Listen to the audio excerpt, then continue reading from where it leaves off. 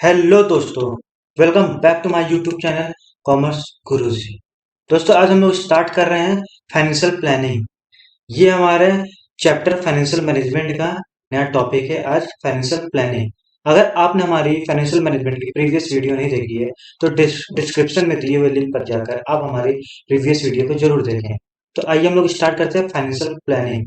अगर दोस्तों लोग फाइनेंशियल प्लानिंग की बात करते हैं तो फाइनेंशियल प्लानिंग का मतलब ये होता है कि यहाँ पे हम लोग क्या करते हैं, हम लोग डिसाइड करते हैं, एडवांस में लोग डिसाइड करते हैं कि how much to be spend on what spend according to the funds at your disposal. यानी इसमें हम लोग ये बात करते हैं कि हम लोग एडवांस में कितना स्पेंड करें और what to spend according to the funds at your disposal. यानी ये बात करता है कि हम लोग कितना फंड को क्या करें, स्पेंड करें और फुल्ली यूटिलाइज करें। हम लोग को वेस्ट नहीं करना, हम लोग क्या करना है, फुल्ली यूटिलाइज करें या फिर हम लोग क्या करें, उस फंड को एलोकेट करें एट इफिशियंट, मतलब कि एफिशिएंट तरीके से क्या करें, उसको हम लोग उसको मतलब एलोकेट करें। यानी हम लोग फाइनेंशियल प्लानिंग की बात करते हैं तो how much to be spend और हम लोग कितना उसको एलोकेट करें इफिशिएंट तरीके से। Are you getting my point? तो अगर हम लोग बात करते हैं फाइनेंशियल प्लानिंग में तो हम लोग क्या है यहाँ पे, डिटर्मिनेशन ऑफ अमाउंट फाइनेंस। इसको रुपये पीडीएफ पढ़ा दो।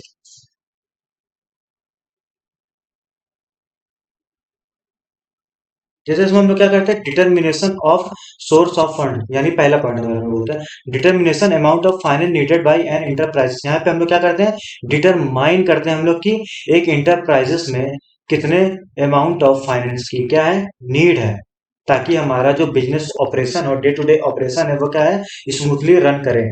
Are you getting my point? Next क्या है हमारा, determination of source of fund. यानी कि यहाँ पे हम लोग ये डिटरमिन करते हैं कि कौन से सोर्स ऑफ फंड से हम लोग क्या करें, बिजनेस में फंड को रेस करें। Are you getting my point? Next point क्या हमारा, determination of suitable policy for proper utilisation and administration of fund. यानी कि जैसे कि मैंने आपको बताया था कि हमारा क्या है, पहले हम लोग कितने फंड की रिक्वायरमेंट है और उसके बाद क्या करना है, हमको सुटेबल पॉलिसी देखना है ताकि जो हमारा प्रॉपर यूटिलाइजेशन हो हमारे फंड का। यानी जो फंड हमने क्या किया, रेस किया है, उसको क्या करें हम लोग, प्रॉपर यूटिलाइजेशन करें। Are you getting my point?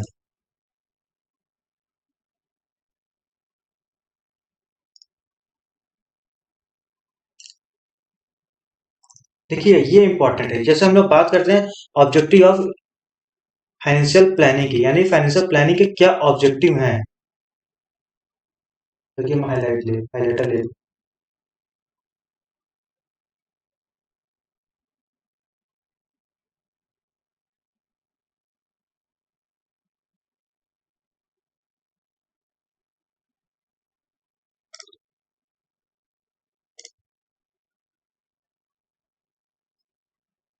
देखिए अगर हम लोग ऑब्जेक्टिव की बात करते हैं तो ऑब्जेक्टिव क्या, to ensure availability of fund whenever these are required. यानी कि फाइनेंशियल प्लानिंग का हमारा मेन ऑब्जेक्टिव यानी मेन उद्देश्य क्या होता है, ताकि ये हम लोग इस चीज के लिए इंश्योर रहे हमारा फर्म कि हमारे पास अवेलेबिलिटी ऑफ फंड क्या हमेशा अवेलेबल रहे। यानी अवेलेबिलिटी फंड्स हमारे पास हमेशा अवेलेबल रहे, इस चीज के लिए हमको क्या होना चाहिए, इंश्योर हो, ताकि जब हमारे यहाँ बिजनेस में फंड की रिक्वायरमेंट हो तब हम लोग क्या कर सके, फंड को लगा सकें।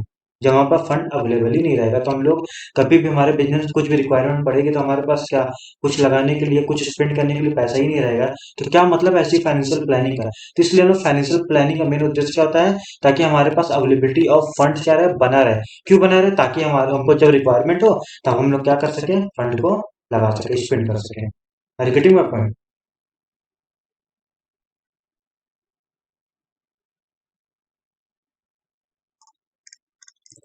अब हम लोग बात करते हैं टू, नेक्स्ट इसके ऑब्जेक्टिव की, to see that firm does not raise.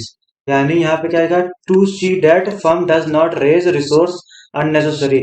यानी कि अगर हमारा फर्म क्या करे, फालतू मतलब कि ज्यादा एक्सेस रेज ना करे। यानी कि हमारे फंड के, हमारे बिजनेस में एक्चुअल में फंड की रिक्वायरमेंट थी नहीं, मगर हम लोग क्या करें, फंड को तो भी रेज करें। तो यानी ये भी तो कहीं ना कहीं गलत है ना, कि अगर हमको फंड की रिक्वायरमेंट है नहीं और हमको पता भी नहीं चल पाया कि मतलब कि हम लोग प्रॉपर यूटिलाइजेशन किया भी नहीं फंड का, और हमने क्या किया, फंड को रेज किया, तो ये कहीं ना कहीं बिजनेस के लिए हमारे लिए क्या है, नुकसान है ना हमारे बिजनेस के लिए। अगर हम लोग एक्सेस ऑफ फंड को क्या करते हैं, रेज करते हैं, तो ये क्या हमारे बिजनेस के लिए कहीं ना कहीं क्या है, गलत है ये चीज। और गेटिंग में पड़े, इसलिए हम फाइनेंशियल प्लानिंग करते हैं ताकि हमारे बिजनेस में फंड को क्या हो, फुल्ली यूटिलाइज तरीके से या इफिशिएंट तरीके से फंड का क्या हो, यूज हो, ताकि हमारा, हम लोग क्या करें, अननेसेसरी क्या करें, फंड को रेज ना करें मार्केट से। आर्गेटिव देखिए जैसे क्या लिखा है, excess funding is a bad as inadequate और शॉर्टेज ऑफ फंड। यानी कि एक्सेस फंडिंग क्या है, जब हम लोग फंड को क्या, अब जैसे मेरे बिजनेस में फंड की रिक्वायरमेंट थी नहीं एक्चुअल में, मगर मेरे को लगा कि यार फंड की सारी रिक्वायरमेंट है, इसलिए हम क्या कर सकते हैं, मार्केट से फंड को रेज कर सकते हैं। तो ये प्रॉब्लम हमारे साथ क्रिएट ना हो, इसलिए हम लोग क्या करते हैं, फाइनेंशियल प्लानिंग करते हैं। समझ आ रही बात ना, क्योंकि एक्सेस फंड हम लोग क्या करते हैं, रेस करते हैं, तो ये क्या हमारे लिए बैड है, क्या ये हमारे लिए बैड है। If there is surplus money, तो financial planning must invest it is in the best possible manner as keeping financial resource idle is a great loss for an organisation. यानी ये बोल रहा है कि अगर क्या है surplus money, if there is surplus money, तो फाइनेंशियल प्लानिंग क्या है कि मस्ट इन्वेस्ट, यानी फाइनेंशियल प्लानिंग क्या करता है, must invest in the best possible manner. यानी कि जो फाइनेंशियल प्लानिंग हमारा ये कहता है कि हम लोग इन्वेस्ट करेंगे उसको बेस्ट पॉसिबल मैनर में। Are you getting my point. अब हम लोग बात करते हैं किसकी, इंपॉर्टेंस की बात करते हैं। अगर हम लोग इंपॉर्टेंस ऑफ प्लानिंग की बात करते हैं, फाइनेंशियल प्लानिंग की, तो क्या क्या इंपॉर्टेंस है, यानी इंपॉर्टेंस की बात करेंगे तो सबसे पहले क्या, it facilitate collection of optimum funds. यानी कि हमारे फंड्स क्या हो, ऑप्टिमम तरीके से यूटिलाइज हो। जैसे लिखा क्या, the financial planning estimate the precise requirement of funds which means to avoid wastage and over capitalisation situation. यानी ये बोल रहा है कि हमको कितनी फंड की रिक्वायरमेंट है, ये पता कैसे चलेगा हमको, फाइनेंशियल प्लानिंग के थ्रू पता चलेगा। क्योंकि फाइनेंशियल प्लानिंग हम लोग क्या करते हैं, एस्टिमेट करते हैं। यहाँ पर हम लोग क्या करें, एस्टिमेट कर रहे हैं कि रिक्वायरमेंट ऑफ फंड्स को हम लोग क्या करें, एस्टिमेट कर रहे हैं। इसका मतलब क्या होता है कि अगर हम लोग जान गए कि हमारे बिजनेस कितनी एक्चुअल में रिक्वायरमेंट है, तो हम लोग उतना ही रेज करेंगे, हम लोग एक्सेस रेज नहीं करेंगे ना। यानी कि हमारे बिजनेस में मान लो 1 लाख रुपए रिक्वायरमेंट थी, 1 लाख रुपीज की क्या थी, रिक्वायरमेंट थी, मगर हमने अरेंज कर लिया 2 लाख रुपए। तो यानी कि हमारे बिजनेस जब 1 लाख रुपए की रिक्वायरमेंट थी, 1 लाख रुपीज की रिक्वायरमेंट थी, हमने 2 लाख किया, तो यानी 1 लाख क्या किया हम लोग एक्स्ट्रा किए हैं, तो कहीं ना कहीं ये वेस्ट है ना। तो ये लिखा which means to avoid waste, यानी कि हम लोग जब एक्चुअल में जितना फंड की नीड है उतनी फंड को क्या करेंगे, हम लोग रेस करेंगे, तो इससे क्या होगा, हमारा हम लोग वेस्टेज क्या कर सकते हैं, अवॉइड कर सकते हैं वेस्टेज को, और ओवर कैपिटलाइजेशन सिचुएशन को भी क्या कर सकते हैं, हैंडल कर सकते हैं। अब हम लोग नेक्स्ट पॉइंट की बात करते हैं, it's help in fixing the most appropriate capital structure. यानी कि ये हमारे किस चीज में हेल्प करता है, कैपिटल स्ट्रक्चर को फिक्स करने में। यानी कि इसमें हम लोग ये देखते हैं कि हम लोग जो फंड को रेस कर रहे हैं, कितना डेप्थ से फंड को रेस करें और कितना इक्विटी से करें। एग्जीक्यूटिव में पढ़ते हैं, यानी हमको अपने बिजनेस के अकॉर्डिंग ये देखना है कि हमारे लिए क्या सुटेबल है हमारे लिए। एग्जीक्यूटिव में पढ़, तो यानी अगर हम लोग आइडियली बात करते हैं तो 2:1 का रेशियो होता है हमारा, डेप्ट इक्विटी का रेशियो की बात करते हैं यहाँ पे, तो 2:1 होता है। यानी कि हमारे पास जितना डेप्ट हमारा, मतलब कि 2:1 की बात करते हैं। देखिए जैसे यहाँ क्या लिखा, fund can be arrange from various source are used for long term. यानी कि हमको लॉन्ग टर्म फंड चाहिए, लॉन्ग टर्म फंड चाहिए, तो यानी कि हमारे पास वेरियस सोर्स है, मीडियम टर्म के लिए भी सोर्स है, शॉर्ट टर्म के लिए भी सोर्स है। तो यानी बोल रहा है कि वेरियस सोर्स है, मगर हमको लॉन्ग टर्म चाहिए, मीडियम चाहिए कि शॉर्ट टर्म चाहिए। अगर फाइनेंशियल प्लानिंग की बात करते हैं, is necessary for tapping appropriate source eight appropriate time. यानी मेरे बिजनेस में जिस सोर्स की जरूरत है, यानी कि लॉन्ग टर्म फंड की जरूरत है लॉन्ग टर्म लेंगे, मीडियम चाहिए तो मीडियम लेंगे, या शॉर्ट टर्म की जरूरत है तो शॉर्ट टर्म लेंगे। ये हमको पता कैसे चलेगा, फाइनेंशियल प्लानिंग की वजह से ही पता चलता है। जैसे कि हमको लॉन्ग टर्म फंड्स की रिक्वायरमेंट है, तो हम लोग क्या करेंगे, जैसे लिखा गया appropriate time, long term funds are generally contributed by, long term funds कहाँ कंट्रीब्यूट करते हैं, हम लोग शेयर होल्डर्स लेते हैं या फिर डिवेंचर होल्डर्स लेते हैं, या फिर medium term by financial institution. यानी कि ये बोल रहा है कि अगर हमको लॉन्ग टर्म के लिए फंड चाहिए तो यह कर सकते हैं, हम लोग इक्विटी शेयर होल्डर को से फंड रेज कर सकते हैं ना। यानी हम लोग किसी पर्सन से फंड रेज किया, उसको क्या बना दिया, ओनर बना दिया, यानी इक्विटी शेयर होल्डर बना दिया। या फिर हम लोग डिवेंचर होल्डर्स ले सकते हैं, आप लोग ने पढ़ाई होगा कि डिवेंचर होल्डर क्या होता है, लॉन्ग टर्म लोन में आता है। या फिर हम लोग क्या कर सकते हैं, medium term by financial institution, या फिर हम लोग किसी फाइनेंशियल इंस्टीट्यूशन से क्या कर सकते हैं, लोन ले सकते हैं। अगर दूसरी बात करते हैं, हम लोग शॉर्ट टर्म की बात करते हैं, तो हमको शॉर्ट टर्म लोन चाहिए, तो शॉर्ट टर्म के लिए हम लोग डिवेंचर थोड़ी ना इशू करेंगे, हम लोग शॉर्ट टर्म लोन चाहिए हमको, तो किसकी कहाँ से लेंगे, हम लोग कमर्शियल बैंक से ले लेंगे। जितना मैं हाईलाइट कर रहा हूँ उतना कीवर्ड है हमारे इस टॉपिक में। ऑलरेडी मैं पढ़, अब नेक्स्ट बात करते हैं, helps in investing finance in right project. यानी अगर हमारी फाइनेंशियल प्लानिंग हमारी इस चीज में हेल्प करती है कि हम लोग को वेरियस प्रोजेक्ट में अगर क्या करना है, पैसे को इन्वेस्ट करना है, तो फाइनेंशियल प्लानिंग से हम लोग क्या कर सकते हैं, कंपैरिजन कर सकते हैं अपने वेरियस प्रोजेक्ट को, और हम लोग क्या कर सकते हैं, कंपैरिजन करके हम सही जगह अपने सुटेबल के हिसाब से क्या कर सकते हैं, इन्वेस्ट कर सकते हैं। नेक्स्ट क्या है, हेल्प्स इन ऑपरेटिंग एक्टिविटीज। यानी हम लोग बात करते हैं द सक्सेस और failure of production and distribution function of business depend upon the financial decision. यानी कि हमारे बिजनेस का सक्सेस और फेलियर, प्रोडक्शन या फिर प्रोडक्शन मतलब कि हमारे बिजनेस प्रोडक्शन हो रही है, डिस्ट्रीब्यूशन हो रही है, उसका सक्सेस और फेलियर किस पे डिपेंड होता है हमारा? Depend upon the financial decision as a right decision ensure smooth flow of finance, smooth operation of production distribution. मान लो मैंने फाइनेंशियल डिसीजन सही से नहीं लिया, रिलेटिव में पड़ा, अगर मैंने फाइनेंशियल डिसीजन सही से नहीं लिया तो इससे क्या होगा? हमारा ऑपरेशनल एक्टिविटी में क्या होगा? कहीं ना कहीं ये हमारा फेलियर और सक्सेस का रीजन हो सकता है। यानी कि अगर हमने सही से नहीं लिया डिसीजन तो ये हमारा फेलियर का रीजन होगा। अगर हमने राइट डिसीजन लिया तो ये हमारा सक्सेस का, ये हमारा क्या रहेगा? सक्सेस का रीजन रहेगा। अब हम लोग बात करते हैं यहाँ पे फाइनेंशियल कंट्रोल की बात करते हैं। यानी इसको हम लोग क्या कर सकते हैं? हमारा फाइनेंशियल प्लानिंग क्या करता है? फाइनेंशियल कंट्रोल में भी हेल्प करता है। यानी कि financial planning act as basis for checking the financial activity by comparing the actual revenue with estimate revenue. यानी कि एक्चुअल रेवेन्यू बात करता है कि एक्चुअल रेवेन्यू, रेवेन्यू मतलब आपको पता है कि इनकम होती है, रेवेन्यू मीन्स इनकम। तो यहाँ पे हम कंपेरिजन कराते हैं कि एस्टिमेट रेवेन्यू यानी हमने क्या सोचा था, कितनी रेवेन्यू की एस्टिमेट की थी कि मेरे को कितनी इनकम हो जाएगी, मगर एक्चुअल में हमको मिल कितनी रही है। अरेबिटी में पढ़ना यानी कि मैंने सोचा मेरी 1 लाख की रेवेन्यू होगी, मगर एक्चुअल में मेरी इनकम कितनी हो रही है? 80,000 की हो रही है। तो यानी कि जो मैंने 1 लाख सोचा था वो एस्टिमेट रेवेन्यू में आएगी, मगर जो मेरे को एक्चुअल मिल रही है वो क्या होगी? हमारी 80,000 यहाँ होगी। तो यही बोला कि हम लोग यहाँ पे एक्चुअल रेवेन्यू और एस्टिमेट रेवेन्यू क्या कर सकते हैं? कंपेरिजन कर सकते हैं। या फिर हमने सोचा था कि मुझे इस गुड्स को बनाने में या कोई गुड्स बना, जैसे ये क्या है? मेरी पेंसिल है, तो यानी इसको बनाने में क्या होता है कि मैंने सोचा था कि इसको बनाने में हमारे 20 रुपए कॉस्ट आएगी, मगर मैंने नहीं, अगर हमने सोचा था कि इस पेंसिल बनाने में हमारे 20 रुपए कॉस्ट आएगी तो ये क्या हमारा एस्टिमेट कॉस्ट है, क्योंकि मैंने यहाँ पे एस्टिमेट किया था कितनी कॉस्ट आएगी, बट एक्चुअल मेरी कॉस्ट कितनी आई है? यहाँ पे 21 आई है। तो यानी कि हम लोग क्या कर सकते हैं? एक्चुअल रेवेन्यू को एस्टिमेट रेवेन्यू से कंपेयर करेंगे और एक्चुअल कॉस्ट को एस्टिमेट कॉस्ट से कंपेयर कर पाते हैं। ये सब किसकी वजह से होता है? हमारा फाइनेंशियल प्लानिंग की वजह से होता है। यानी कि जब हम लोग अगर रियलिटी में कंपेयर कर सकते हैं तभी तो हम लोग फाइनेंस को कंट्रोल करेंगे। अगर हमारी एक्चुअल रेवेन्यू एस्टिमेट रेवेन्यू दोनों क्या बराबर है तब तो बढ़िया है, मगर एक्चुअल में ऐसा होता नहीं है।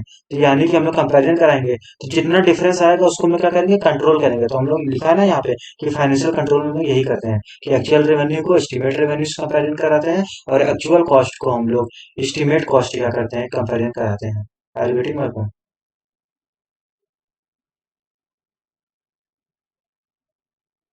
अब नेक्स्ट क्या है हमारा? Help in proper utilisation of finance. यानी कि हमको पता है कि फाइनेंशियल प्लानिंग हम इसलिए करते हैं ताकि हमारा फाइनेंस का क्या हो? प्रॉपर यूटिलाइजेशन हो, यानी कि फुल्ली वसूल हो हमारा फाइनेंस, यानी कोई भी वेस्टेज ना हो। एडुकेटिंग मापन। अब हम लोग बात करते हैं help in avoiding business shocks and surprise. यानी हमारे बिजनेस में क्या चीज अवॉइड हो? हमारा बिजनेस शॉक्स एंड सरप्राइज। यानी कि by anticipating the financial requirement financial planning help करता है। फाइनेंशियल प्लानिंग क्या करता है? हमारी हेल्प करता है कि जो हमारा avoid shock and surprise which otherwise firm have to face an uncertain situation. यानी इसका मतलब ये बोल रहा है कि हमारे बिजनेस में कभी भी अनसर्टेन अनसर्टेन सिचुएशन आ सकती है, तो वो चीज को अवॉइड कैसे कर सकते हैं? जब हमारा फाइनेंशियल प्लानिंग बहुत अच्छी होगी। अगर हमारी फाइनेंशियल प्लानिंग अच्छी होगी तो हमको अनसर्टेनिटी, जो अनसर्टेन सिचुएशन होती है उसको हम लोग क्या कर सकते हैं? हैंडल इजीली कर सकते हैं। यानी अब हम लोग बात करते हैं किसकी? Link between investment and financial decision. यानी कि यहाँ पे क्या हो सकता है? इसकी वजह से हमारा लिंक बन सकता है किसका? इन्वेस्टमेंट एंड फाइनेंसिंग डिसीजन की बात करते हैं। अगर हम लोग को पता है इन्वेस्टमेंट डिसीजन मतलब क्या होता है, यहाँ पे हम लोग बात कर रहे हैं इन्वेस्टमेंट की बात कर रहे हैं। अगर फाइनेंशियल डिसीजन बात करते हैं, फाइनेंशियल डिसीजन हम लोग इस चीज की बात करते हैं कि हमको कौन सा फंड रेज करना है, इक्विटी की डेब्ट फंड। अगर इन्वेस्टमेंट डिसीजन की बात करते हैं तो इन्वेस्टमेंट डिसीजन हम लोग ये सोचते हैं कि किस जगह हमको फंड, किस जगह हमारी फंड को क्या करना है? इन्वेस्ट करना है, ताकि हमको क्या हो? रिटर्न अच्छा खासा आए।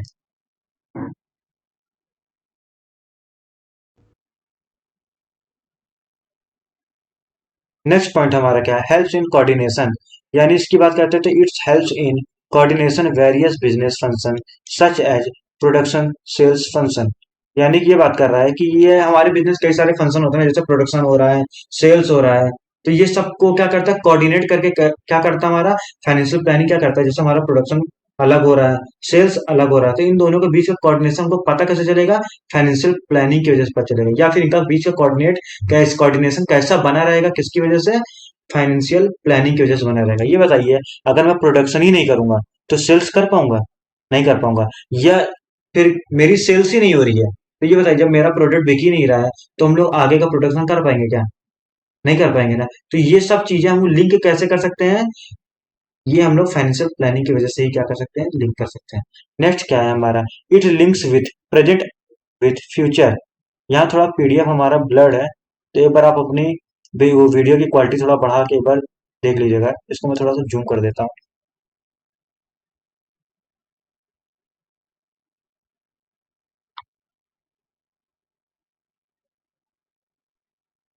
जूम हो जा ये। तो यहाँ पे लिख रहा है, financial planning relate present financial requirement with future requirement by anticipating the sales growth plans of the company. यानी कि हम लोग अपनी फाइनेंशियल प्लानिंग से क्या कर सकते हैं, जो प्रेजेंट हमारी फाइनेंशियल रिक्वायरमेंट है उसको हम लोग किससे रिलेट करेंगे, हमारा future requirement by anticipating the sales and growth plans of the company. यानी कि सेल्स और growth plans of the company, यानी इसमें ये बोल रहा है। यानी कि यहाँ पे हम लोग क्या कर रहे हैं, कहीं ना कहीं रिलेट कर पा रहे हैं प्रेजेंट फाइनेंशियल रिक्वायरमेंट्स को। किससे कर पाएंगे? फाइनेंस वो future requirement by anticipating the sales and growth plans of the company. यानी कि हम लोग कहीं ना कहीं यहाँ क्या कर रहे हैं, रिलेट कर रहे हैं अपनी प्रेजेंट फाइनेंशियल को फ्यूचर वाले से क्या कर रहे हैं, हम लोग रिलेट कर सकते हैं। किसकी वजह से? हम लोग फाइनेंशियल प्लानिंग की वजह से।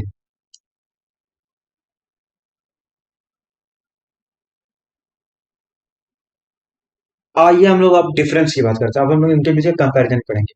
Comparison between financial management and financial planning.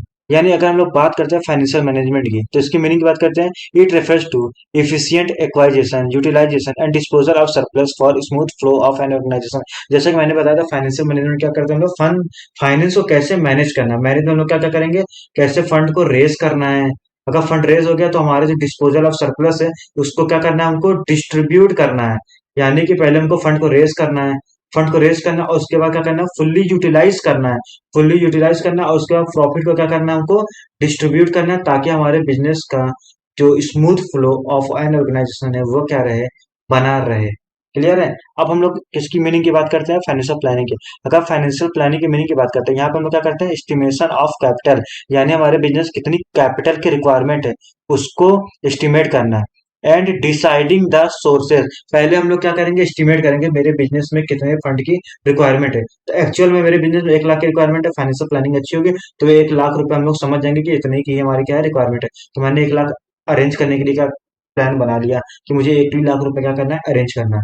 उसके बाद अब ये 1 लाख रुपए डिसाइड तो हो गया अरेंज करना, मगर किस सोर्स से करना है। देखिए यहाँ लिखा है ना, डिसाइडिंग द सोर्स। यानी कि सोर्स की बात करते हैं तो हमारे पास कितना सोर्स है, 2 सोर्स है। एक ओनर्स फंड है और एक हमारा डेप्ट फंड है। तो यानी मुझे ओनर्स फंड को कंसिडर करना है कि हमको डेप्ट फंड को कंसिडर करना है। Are you getting my point? अब उसके बाद चलो हम लोग ने फंड को क्या कर दिया, अरेंज कर लिया। मान लो हम लोग ने डेप्ट कर लिया या फिर हमने इक्विटी फंड को कर लिया। क्लियर है? अब हमारे पास फंड आ गया बिजनेस एक्चुअल में। अब नेक्स्ट क्या करना है, हमको उसको ऑप्टिमम यूटिलाइजेशन करना है। क्लियर है? यानी हम लोग फाइनेंशियल मैनेजमेंट की बात करते हैं, यहाँ पे एक्वाइजेशन की बात करते हैं, फुल्ली यूटिलाइज की बात करते हैं, फिर डिस्ट्रीब्यूशन की बात करते हैं। क्लियर है? मगर हम लोग फाइनेंशियल प्लानिंग की बात करते हैं तो फाइनेंशियल प्लानिंग क्या करते हैं, हम लोग एस्टिमेट करते हैं कितने की रिक्वायरमेंट है। और रिक्वायरमेंट ये होगी, जब हम लोग एस्टिमेट कर लिए कितने की रिक्वायरमेंट है, देन हम लोग ये सोचेंगे कि किस सोर्स से हमको क्या करना है, अरेंज करना है, इक्विटी या डेब्ट से अरेंज करना है। और हम लोगों ने डिसाइड भी कर लिया इक्विटी या डेब्ट में, दोनों में से कोई एक चूज कर लिया। अब हम लोग फंड को क्या कर लिया, अरेंज कर लिया। जब फंड हमारे यहाँ अरेंज हो गया, अब उसको क्या करना है, ऑप्टिमम यूटिलाइजेशन करना है, ताकि हमारे फंड क्या हो, वेस्ट ना हो। नेक्स्ट हम लोग बात करते हैं स्कोप की। अगर स्कोप की बात करते हैं तो फाइनेंशियल मैनेजमेंट क्या हमारा वाइडर स्कोप है। क्योंकि वाइडर स्कोप का मतलब क्या है, ये इतना बड़ा कॉन्सेप्ट है कि इसके अंदर हमारा क्या आता है, फाइनेंशियल प्लानिंग क्या इसका एक पार्ट है। जाहिर सी बात है, चैप्टर नाम फाइनेंशियल मैनेजमेंट है, उसके अंदर हम टॉपिक पढ़ रहे हैं फाइनेंशियल प्लानिंग। जाहिर सी बात है ना, फाइनेंशियल मैनेजमेंट क्या है, वास्ट टर्म है। उसके अंदर हमारा क्या आता है, फाइनेंशियल प्लानिंग आता है। मगर हम लोग फाइनेंशियल प्लानिंग की बात करते हैं, ये क्या है, नैरो स्कोप, यानी कि ये इसके अंडर में आता है। यानी फाइनेंशियल मैनेजमेंट बड़ा है और मतलब फाइनेंशियल मैनेजमेंट का इतना बड़ा है कि फाइनेंशियल प्लानिंग उसके अंदर आता है। मगर फाइनेंशियल प्लानिंग क्या हमारा नैरो स्कोप है। Getting my point? अब नेक्स्ट बात करते हैं इनके ऑब्जेक्टिव की बात करते हैं। अगर हम लोग फाइनेंशियल मैनेजमेंट के ऑब्जेक्टिव की बात करते हैं, it's objective is to manage all the activity related to the finance, यानी कि क्या करता है, इसका ऑब्जेक्टिव क्या है, ये मैनेज करता है हमारे फाइनेंस से रिलेटेड जितनी भी एक्टिविटी होती है। मगर हम लोग फाइनेंशियल प्लानिंग की बात करते हैं, इसका ऑब्जेक्टिव क्या है, इंश्योर अवेलेबिलिटी ऑफ फंड, यानी ये इंश्योर देता है कि हमारे पास अवेलेबिलिटी ऑफ फंड बना रहे, क्योंकि जब हमारे बिजनेस में रिक्वायरमेंट हो फंड की, तो हम लोग क्या करें, उसको हैंडल कर ले अच्छे से। फिर then to see that the fund does not raise the fund unnecessary, यानी कि फंड को हम लोग क्या करते हैं, हमको फाइनेंशियल प्लानिंग ये भी हेल्प करता है कि हमारे फंड में, हमारे बिजनेस में फंड कितनी रिक्वायरमेंट है, हम लोग उतना ही फंड को क्या करें, रेज करें। अगर अदरवाइज हम लोग क्या करें, एस्टिमेट ही नहीं कर पा रहे हैं, तो हम लोग क्या करेंगे, एक्स्ट्रा फंड को, मान लो हम लोग एक्सेस फंड को क्या किया, रेज कर लिया। जब हमने ज्यादा फंड को क्या किया, मतलब जरूरत से ज्यादा फंड को क्या किया, अरेंज कर लिया, तो कहीं ना कहीं गलत है ये चीज। जितना फंड रेस करेंगे उतना हमारे खर्चे होंगे, तो यानी कहीं ना कहीं फंड का क्या हो रहा है, वेस्टेज हो रहा है ना। तो फाइनेंशियल प्लानिंग में हम लोग यही सीखते हैं कि वेस्टेज नहीं करना है। समझ आ रही बात ना। तो दोस्तों आज के वीडियो हम लोग यहीं पेंट करते हैं। अब नेक्स्ट वीडियो में हम लोग इसको आगे का टॉपिक क्या करेंगे, कवर करेंगे। अगर दोस्तों आपको हमारा वीडियो पसंद आया है, तो इसको जरूर लाइक कमेंट शेयर और सब्सक्राइब करिएगा, और इसको अपने दोस्तों में प्लीज शेयर करिए। Thank you.